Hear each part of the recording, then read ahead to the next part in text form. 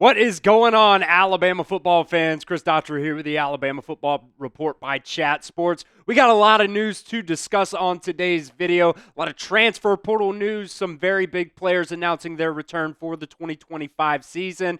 Some more transfer portal departures, 6 more players into the transfer portal. Alabama signed 1 player out of the transfer portal, also hosted 2 more players on Friday. So we're going to talk about all that as well as the first batch of coaching changes that Kalen DeBoer made after, frankly, a disappointing end to the 2024 season. So that's coming up on today's show, but make sure you guys share today's show for me as well. Like I said, there was a lot of news that happened over the weekend, so make sure all your friends who are Alabama fans, get that news because, it's very easy to fall behind on Alabama football news. So make sure you help them out. Make sure you share today's video for me right now.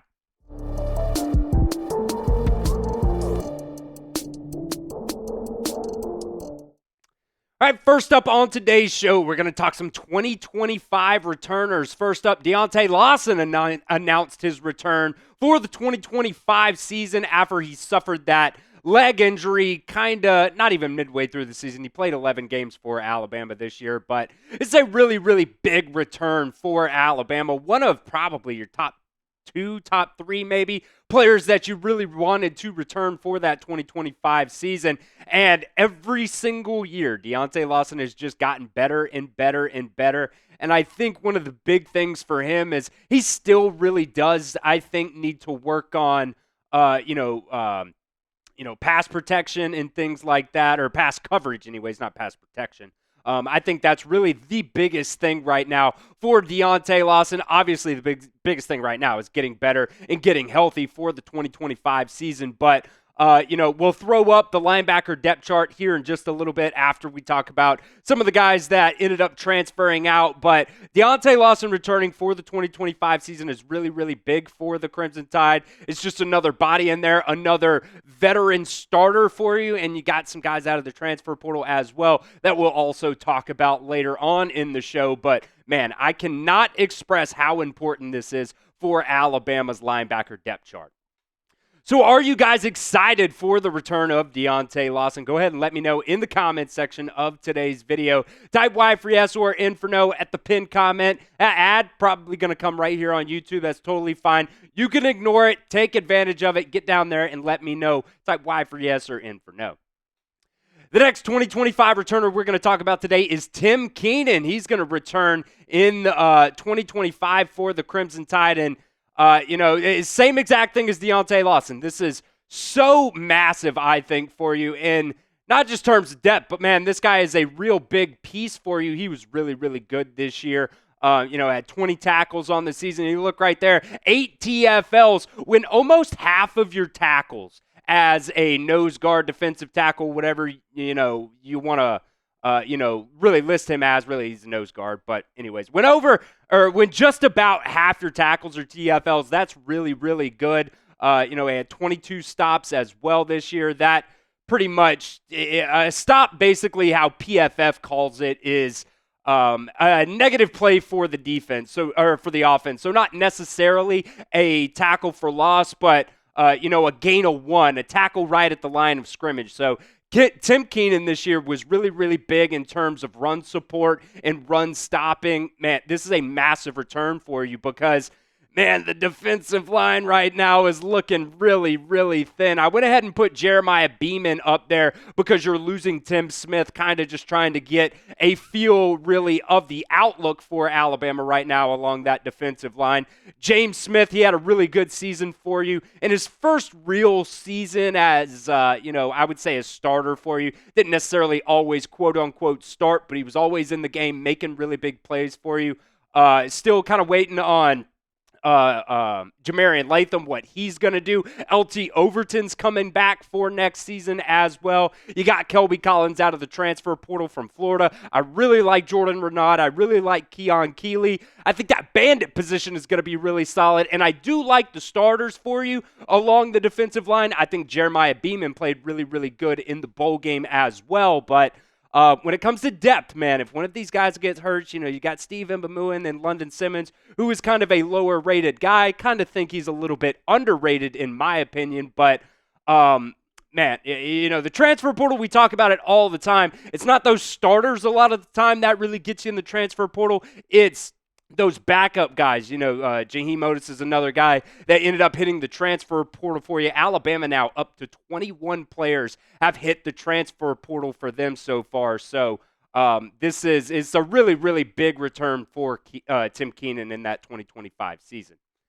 Now, one player that we are still waiting a decision for, now I'm filming this video just so you guys know on Sunday morning, so maybe sometime during the day we'll find out about Damani Jackson, but we got a lot of NFL stuff that we got to get to today on the Chat Sports side of things, big company picture type things. So might not be able to get a, shorter video out for you guys if it does happen today. Just going to have to wait and see on that. But Damani Jackson, still waiting on him whether or not he's going to be returning for that 2025 season or not.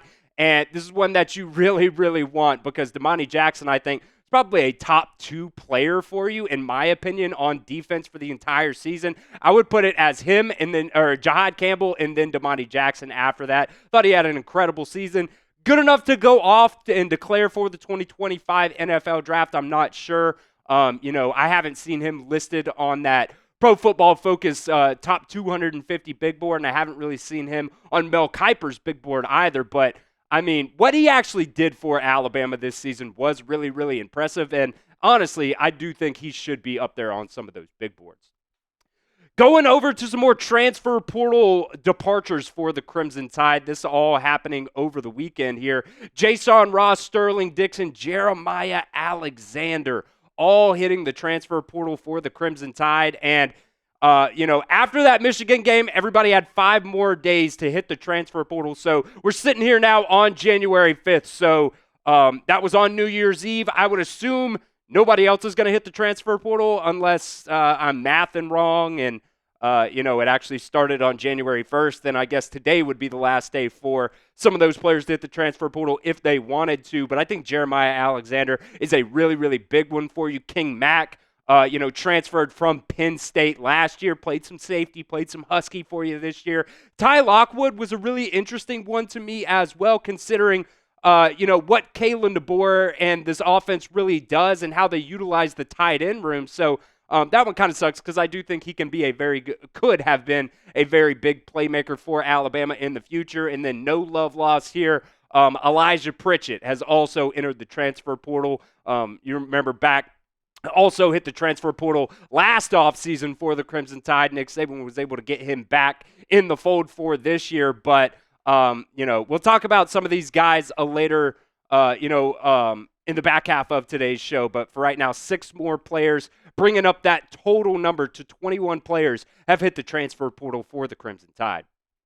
I want to give a shout out to our sponsor today. That is Game Time. The NFL playoffs are right around the corner. We're week 18 now for the NFL. So coming up next week, we're going to start getting NFL playoff games. College football playoffs also underway. I know Alabama isn't there. But look, I found tickets really cheap to the Big Ten championship game a couple weeks ago. If you guys just want to go to a college football playoff game, you can do that on Game Time.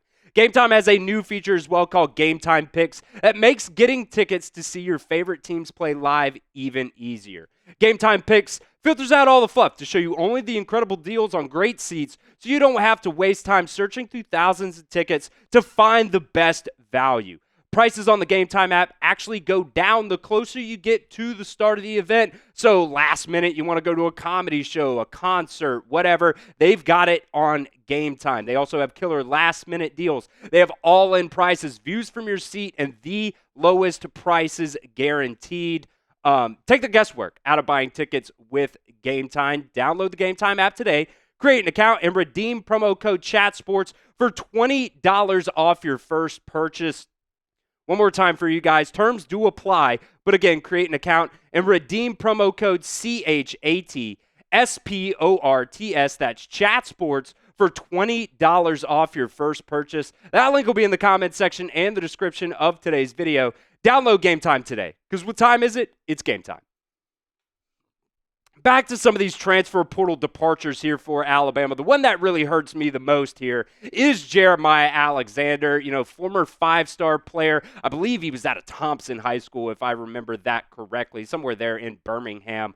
But like I said, this one really does sting me the most. I remember watching him going to a couple of his games in high school, and I think the outlook for him was going to be very positive. This year, he kind of provided some depth for you. Remember, Jahad Campbell went out in the bowl game against Michigan. He came in and played a little bit, but early on in his career, he started off more of as an edge rusher, transferred over to that middle linebacker position. That kind of he had to learn a new position, kind of change his body type a little bit, and I think that really affected, Jeremiah Alexander's playing time here at Alabama. But, as of right now, like I said, you had 3 more linebackers hit the transfer portal. Jason Rosh, really, I think Alabama was going to use him as an edge rusher. But Sterling Dixon, a guy that I kind of liked, as well. He was more of a middle linebacker, there. And then Jeremiah Alexander also hitting it. And I think really with these guys returning, Justin Jefferson returning for that 2025 season,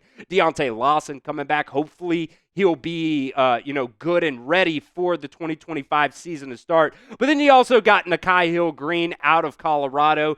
He had a really big year for the Buffaloes this past year in 2024. So, I have a lot of faith in the guys that you're going to be starting at that linebacker spot. I really like Justin Okoronkwo as well, Caden Jones, QB Reese at that linebacker spot. You also, recruited guys that's going to fit Kane Womack's mold. I think Justin Hill, they got him more at that Wolf position. Derek Duke Johnson, Luke Metz, Abdul Sanders, all really listed as, middle linebacker, signees for the Crimson Tide this year. So, in terms of depth, you're not going to have that experience depth, I think, that you could get with Jeremiah Alexander. Not a ton of playing experience for him, but, he's been in the program a lot. He's been for a few years now. He's been in college for a few years. So, you're going to have a little bit of depth, but, a lot of depth that is really unproven depth for Alabama. But when it comes to the starters at that linebacker position, I really do like what you have returning for 2025. On to Elijah Pritchett here now. You knew we had to talk about him on today's video. He's also going to be entering the transfer portal for the Crimson Tide. And look, this is just a season that, kind of went back and forth, him and Wilkin Formby at that right tackle spot. And honestly, I for real think he should have just went with Wilkin Formby the entire way. I know he had a bad game against South Florida, but man, Elijah Pritchett was just not good yet again for the Crimson Tide. Had 6 sacks this year, 23 hurries, and, you can feel however you want about, the PFF grades and stuff like that. I look at it as more of a range rather than what the actual grade is, man. When you're in the 50s, when you're in the 40s, that's just not good. And, Elijah Pritchett, pretty much every other game, just had a crap game for Alabama. He got pulled multiple times in games. He got benched, during the Iron Bowl. He got benched during the Michigan game as well. So, yes, sure, your depth is kind of going to get hit a little bit here, especially at that right tackle position, along the offensive line. But, man, right now, for me, no love lost with Elijah Pritchett hitting the portal. So what is your concern level over Alabama's offensive line depth right now? Let me know in the comment section. 1, you're not worried at all. 10, you're absolutely freaking out. So let me know your concern level in the offensive line depth for the Crimson Tide going into the 2025 campaign. Alabama did also sign one offensive tackle in the transfer portal on Friday. Arkel A is just what I'm going to say right now because I'm so bad at names. I think you guys pretty much know that at this point. So we're just going to wait and see how you actually pronounce his last name there. I'm just not going to butcher it, on purpose or by accident at this point. Like I said, he is from Ball State, played 100 snaps for them this year and played pretty well. But, it is Ball State at the end of the day. The level of competition, everything like that is not going to be what you're getting in the SEC coming up, next year, whatever years to come. But like I said, it's just another added depth piece. You lose Elijah Pritchett, you add another guy. He's got some starting experience. He's got some playing experience. So, That's I guess a good thing for you at the end of the day. William Sanders, you see right there, I've got him at that left tackle spot, but he is more of a offensive guard that they've used him at there. I didn't take Tyler Booker off this offensive line depth chart, so terribly sorry about that. But I think Cam Dewberry and Ola Salinen are really going to be your top two guys for that left guard spot. Jackson Lloyd's coming in, so that's another offensive tackle for you that you have on this depth chart. So, this is what it is right now, guys. The transfer portal is whatever. So you're just going to have to do with what you can. There's still, some teams in the college football playoffs right now that when they get eliminated in the future, those teams also have 5 days for the transfer portal to open up, so you can still get guys from those teams if they have some of those targets, positions of need that Alabama needs right now. And then you also have the spring window as well, which you could lose some guys in that spring window, but you could also go out and get some guys as well. Alabama also hosted two running backs on Friday. Utah State running back Rahsul Faison, I believe is how you pronounce his name, and Louisiana running back Draylon Washington both visited Alabama on Friday. And I tell you what, I really didn't expect Alabama to go after, at least another running back. I personally thought what you had at running back was going to be pretty solid. But look, you're under the scholarship limit right now. I believe you're at 80 scholarships. Max is going to be at that 85 spot. So you still do have some more positions to fill after you lost 6 more guys in the transfer portal over the weekend. And look, these guys pretty solid, I think, especially Faison out of Utah State. He had a really good season this year, had a really good freshman season as well. Both of these guys can be, options in the pass game as well for Alabama. So, if you're going to be signing another running back, I think that's fine. I like what you have. Coming back with Jam Miller, Richard Young, Daniel Hill, some of those other guys. You signed A.K. Deer in that 2025 class, but look, at the end of the day, you need bodies. So, if Alabama can get another running back in this class going into the next season, I'm totally fine with that as well. Last up on today's show, some coaching changes for Kalen DeBoer. Ended up firing co-defensive coordinator and safeties coach Collin Hitschler just the other day. I believe that news came on Friday. Chuck Morrell is going to be promoted to that linebackers coach. Remember, he was also, on that staff with Kalen DeBoer at Washington. So, really, he's got a guy he's familiar with, going to be coaching the linebackers. And then Maurice Linguist is, going to be taking over the entire defensive backfield. Last year, he was mainly just working with those cornerbacks. And, I mean, look, last year you also had, you had Kane Womack as the actual DC, and then you had Collin Hitschler and Maurice Linguist both as the co-DC. So you really don't need 3 defensive coordinators at the end of the day on staff. And I do think earlier on in the season, the safeties were kind of up and down. They really didn't start hitting their stride, honestly, I think, until Bray Hubbard got an opportunity to go out there and play after Keon Sabb ended up getting injured. Whether or not that's, an internal coaching structure thing that happened midway through the season, or if it was Bray Hubbard that was actually the guy that really came in and kind of turned that safety group around, started playing, a whole lot better, I thought. So, look, the defense played really well. I saw a lot of people on social media being like, oh, why aren't you firing offensive coaches? The offense was what was bad this year. Who knows? There might be there are definitely some rumors out there with Ryan Grubb in the Seattle Seahawks, whether or not he's going to be back for the 2025 season. Maybe Kalen DeBoer can bring him back to Tuscaloosa. So I've still got faith in Kalen DeBoer and this coaching staff right now. I know a lot of people were very disappointed this season, but look, first season for Kalen DeBoer and this staff, let them get their players in. Kalen DeBoer's got at least 3 seasons here at Alabama before anything ever happens. He's not on the hot seat now. He's not going to be, well, I guess technically he could be on the hot seat after next season, but look, this coaching staff's going to be around for a couple of seasons. You do not want to fire them, the head guy anyways, Kalen DeBoer, until he gets a couple seasons under his belt, because if you fire him after this year or next year, who's going to want the job after that? Make sure you guys are subscribed as well right here to the Alabama Football Report. We've got free news and rumors for you guys pretty much like 5-6 times a week usually. Just because the season stopped did not mean we're going to stop. We got free videos for you guys, so do not miss out. Hit that sub button for me right now.